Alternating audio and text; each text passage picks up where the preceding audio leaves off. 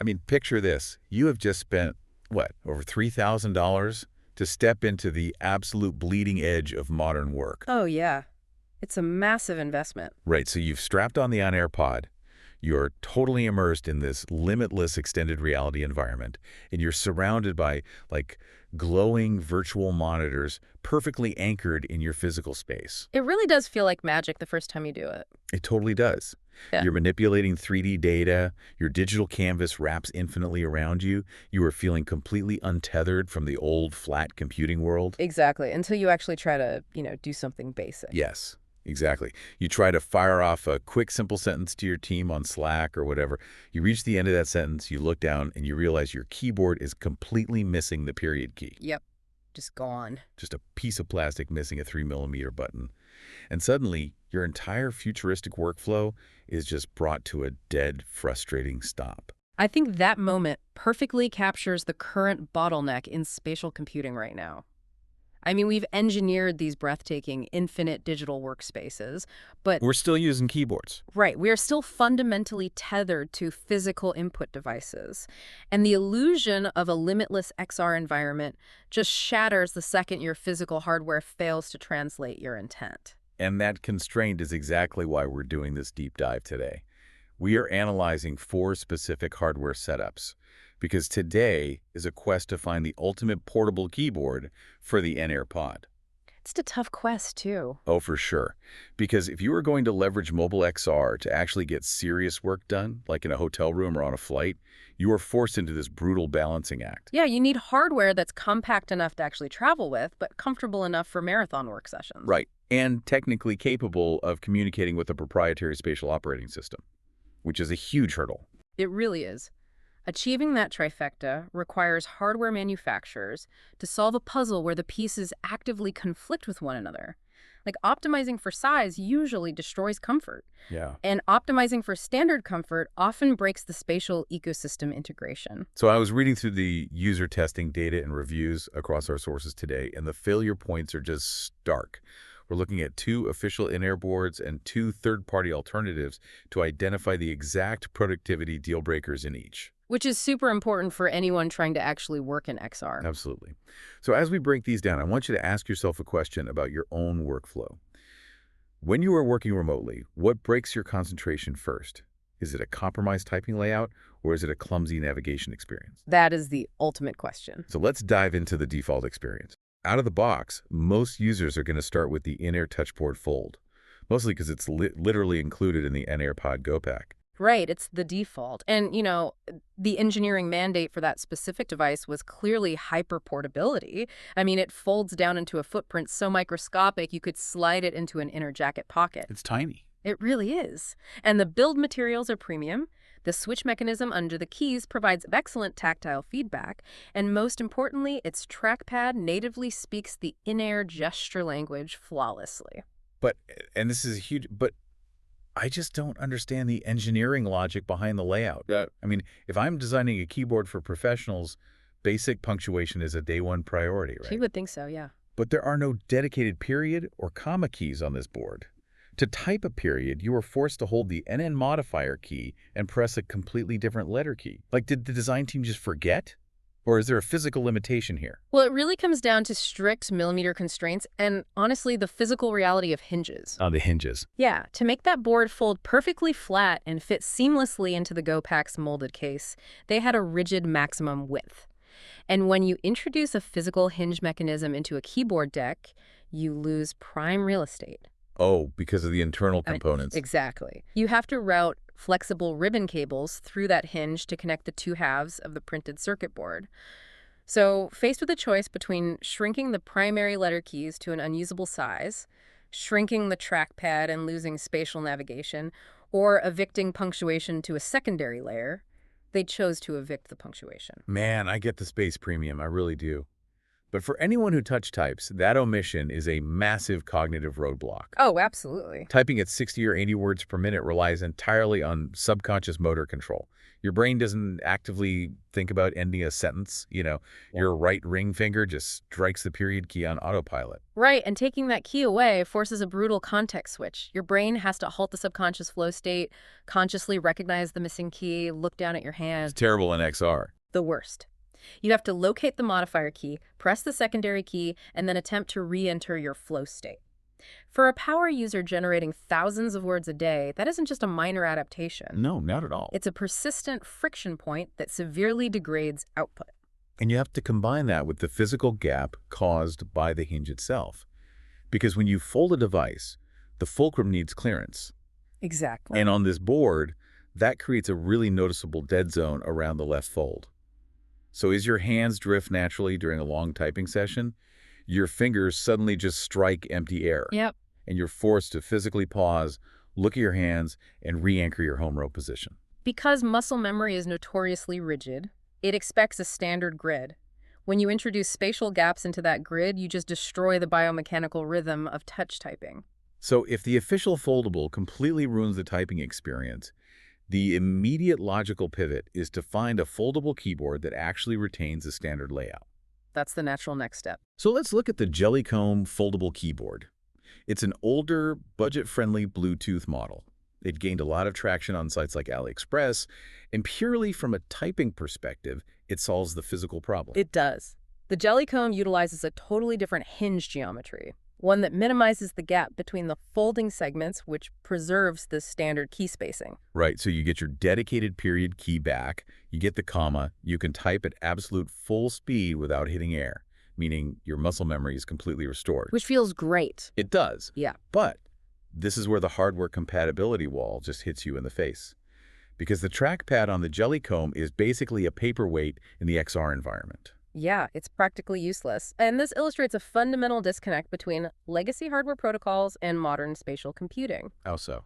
Well, a standard third-party Bluetooth trackpad is engineered around the Human Interface Device, or HID, protocol. It's designed to broadcast very basic two-dimensional data packets. Like just up, down, left, right? Exactly. It tells a flat screen, move cursor X pixels left, Y pixels up, or it sends a generic two-finger scroll command that Windows or macOS can easily translate. But the sources report that trying to use this generic trackpad in the Inair environment is an absolute nightmare. Like two-finger page scrolling works maybe half the time. Pinch to zoom gestures barely register. Really? And the most critical spatial gesture, right? The three-finger vertical pull that you use to scale your entire virtual monitor setup. Completely ignored. It just doesn't work. Not at all. Think of it as a severe translation failure. It's like plugging a standard landline phone into a fiber optic internet jack. Oh, that's a good way to put it. Yeah, the hardware itself functions, but the communication protocols are entirely mismatched.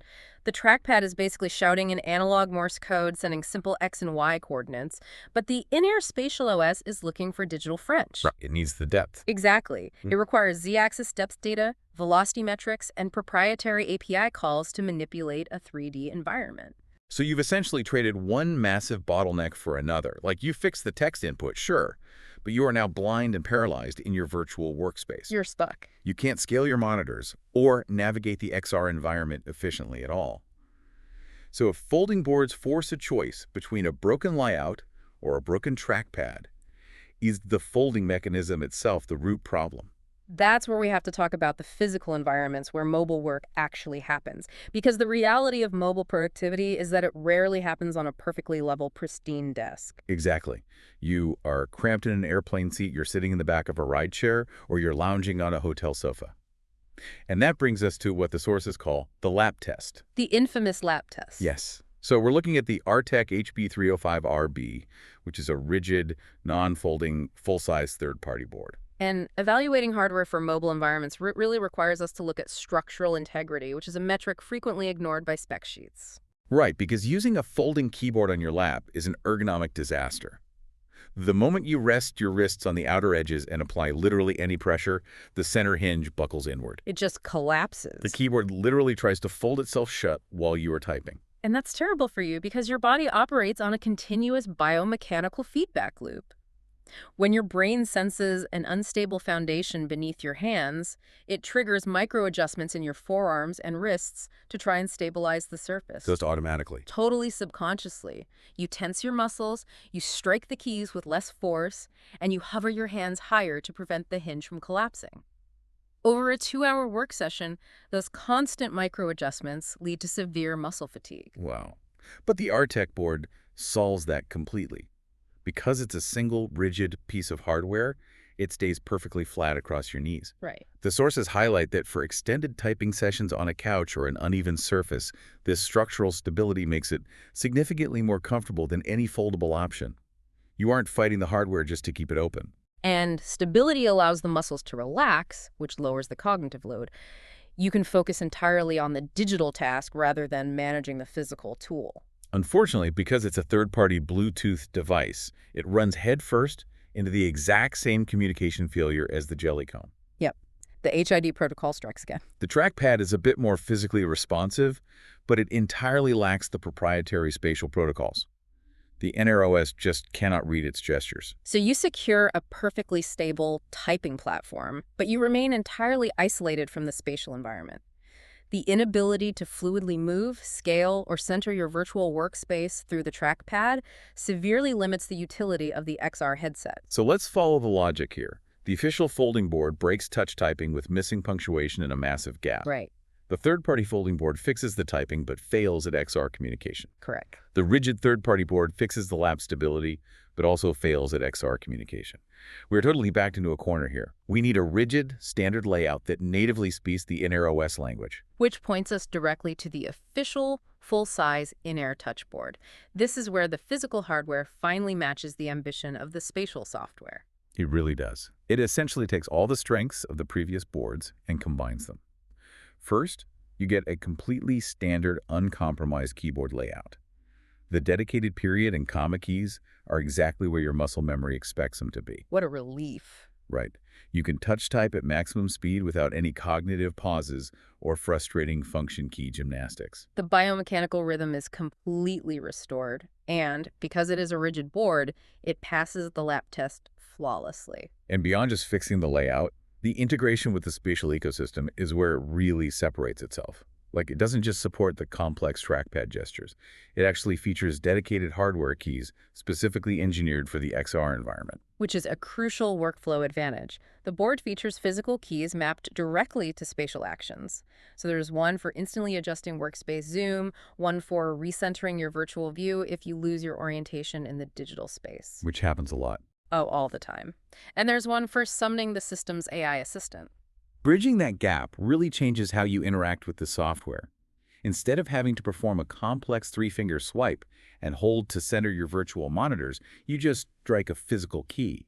It turns complex environmental navigation into a reflexive, tactile action. And tactile feedback is incredibly anchoring when you are immersed in a virtual environment. Providing a physical button for a digital spatial action significantly reduces the friction of managing the workspace. Oh, I can already hear the objection from people listening. Oh, I know what you're going to say. We started this deep dive looking for a portable mobile setup.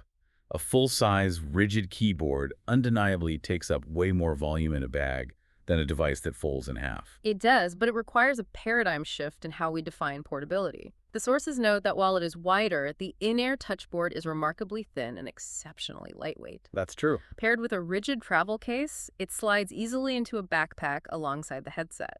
You are making a deliberate choice, though.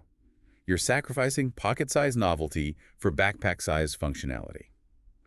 But before we crown this the undisputed champion, we really need to examine its distinct design flaw. Yes. Because the sources frame this as a minor annoyance.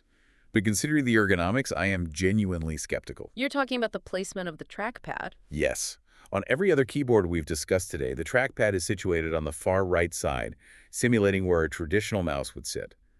But the full-size Inair Touchboard places the trackpad dead center, directly underneath the spacebar. Exactly like a standard laptop. Right, which is a ubiquitous design standard for traditional computing, but highly problematic given the physical profile of this specific peripheral. Very problematic. Because a keyboard deck is incredibly thin and lacks a substantial palm rest, your hands just naturally drape over the bottom edge.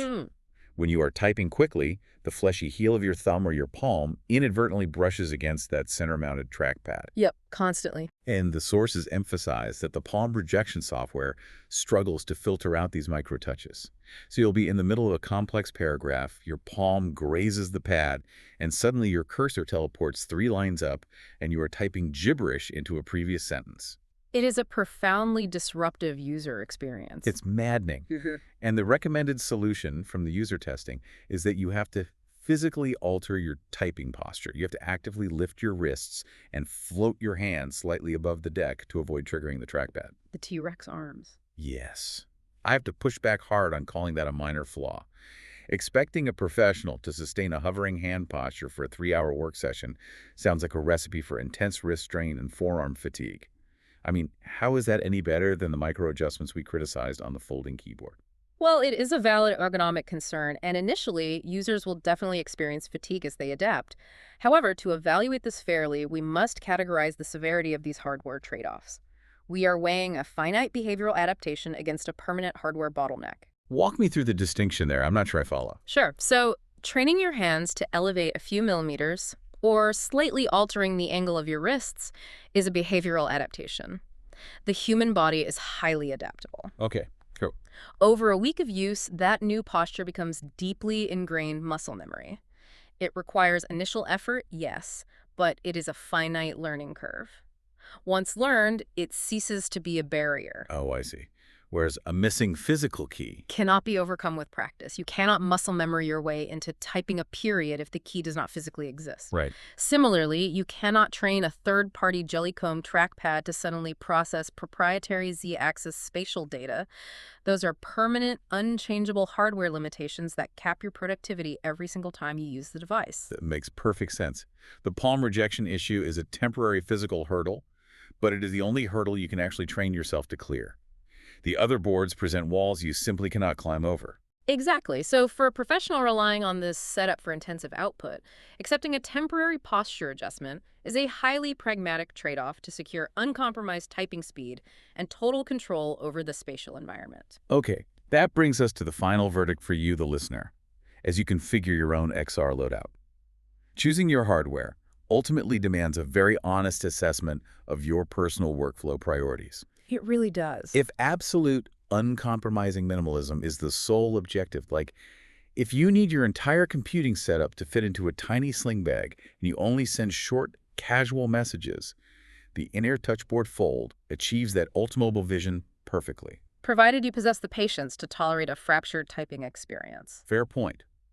But if your work requires generating heavy amounts of text, if you rely on deep focus, and if you need seamless fast navigation across multiple virtual monitors, the full-size official Inair Touchboard is the definitive choice. Without a doubt. It delivers the essential standard layout, it provides lap stability, and the dedicated XR keys deeply integrate your physical hands with the virtual space. You just have to endure a week of retraining your wrists to hover. You have to ask yourself, are you optimizing your gear for the physical size of your luggage, or are you optimizing for the speed and efficiency of your brain? And at this current stage of hardware development, the laws of physics basically dictate that you cannot have both. Space directly dictates function. Which sparks a broader question about the whole trajectory of this technology, doesn't it? I mean, we just spent this deep dive dissecting the immense engineering friction involved in forcing traditional keyboards and trackpads into mobile spatial setups. We did. Manufacturers are fighting a losing battle against hinge gaps, Bluetooth protocols, and millimeter space constraints. Yeah, the physical peripheral is increasingly feeling like an anchor holding back the spatial software. Exactly. If the overarching goal of XR is to free us from the limitations of flat screens and traditional desks, perhaps the ultimate endgame isn't about engineering a better folding piece of plastic at all. I think you're right. The true leap forward will likely be abandoning physical peripherals entirely. Imagine leveraging flawless, sub-millimeter optical hand tracking from the headset to project a fully responsive holographic virtual keyboard onto whatever surface is in front of you. A tray table, your lap, or even just midair. Bypassing the physical constraints completely by virtualizing the tactile input. It shifts the entire engineering burden from hardware manufacturing straight to advanced optical software algorithms. Yeah, but until those algorithms can perfectly simulate the tactile feedback of a physical key switch, We are stuck navigating these hardware compromises. And frankly, until that day comes, I just want a keyboard that lets me end my sentences without feeling like I have to solve a puzzle. Keep questioning your gear and keep optimizing your space.